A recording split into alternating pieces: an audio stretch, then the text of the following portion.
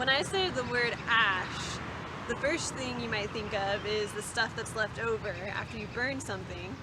And if you're in a certain generation, you might think of the very popular protagonist of a very popular franchise.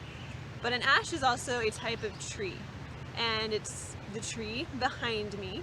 It's a pretty common tree, especially in certain parts of the United States. So let's take a closer look and I'll explain how to identify it.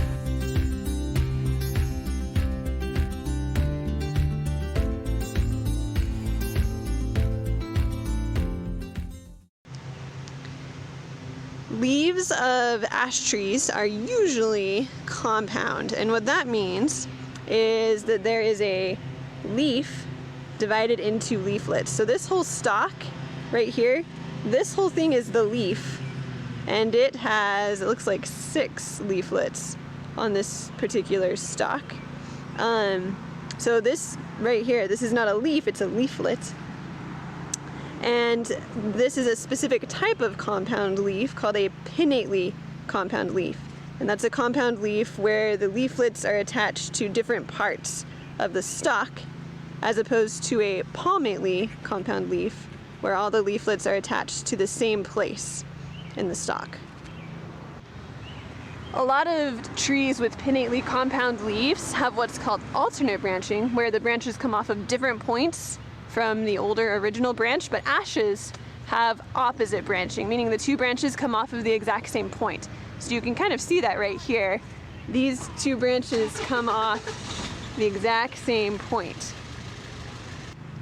One really easy way to tell if a tree is an ash is to look for these winged seeds called samaras. Now, unlike samaras in maple trees, samaras and ashes just have 1 wing. Maples have 2. So you can see there's just 1 wing here, and it's got a really narrow seed inside of it down here. And then the rest of it is just the wing. The most common type of ash throughout the United States is probably the green ash. And the first thing you want to look for with the green ash is how many leaflets it has. Usually the green ash has 7, as you can see right here. So this is a green ash that we're looking at. So different species of ash tree will have different size seeds in their samaras. This green ash has a really, really narrow seed. So that's one of the ways we can tell it's a green ash. In some species of ash, there isn't really a stalk between the leaflet and where it attaches to the main stalk. In the green ash, there's just a really short stalk. The leaflets all have just kind of teeny tiny stalks, and the leaf kind of extends and becomes kind of a wing on the stalk. I don't know if you can see that there, but that's a characteristic of the green ash. This is a white ash. You can see the leaflets on this ash are a little bit bigger than they are on the green ash. And you can see that leaf in the background that's turned over, so you can see its underside. It's kind of whitened, that's why it's called the white ash. It is a little tricky to tell the difference between this ash and the green ash. But I'll show you a couple other ways you can tell if you're like me and you really want to tell what species you're looking at when you're looking at an ash tree. White ashes will have this distinctive diamond pattern on their trunks, you can see right here. When leaves fall off of trees in the fall, they leave a mark that is called a leaf scar. So the best way to tell the difference between a green ash and a white ash is to look at a newer twig and look for these leaf scars.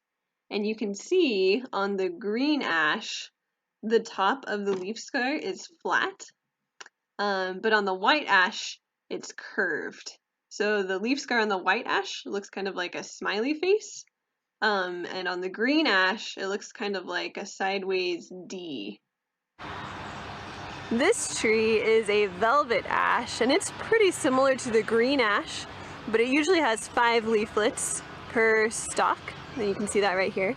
And also the leaves are more velvety because they have more hairs on them. So if you touch the leaves, they'll feel velvety. This tree is native to the southwestern United States.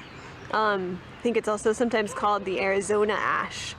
So you can find it kind of around where we are here in Utah. So I'm getting to the point now where I'm driving to other cities to see ash trees. This is the flowering or Manna ash. Supposedly it's called the Manna ash because you can extract some kind of sugary sap from the bark, and so people said that it was sweet, like manna from heaven.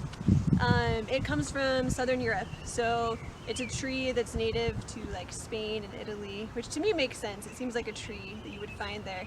It's a lot different than other ashes. The bark is a lot smoother, and it flowers. And I mean, all ashes have flowers, but the flowers on this ash are bigger, and they actually are fragrant.